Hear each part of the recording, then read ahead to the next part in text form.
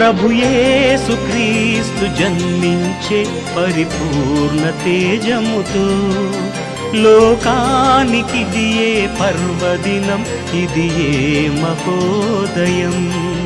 ప్రభు యేసు క్రీస్తు జన్మించే పరిపూర్ణ తేజముతో లోకానికి దియే పర్వదినం, ఇది ఏ మహోదయం.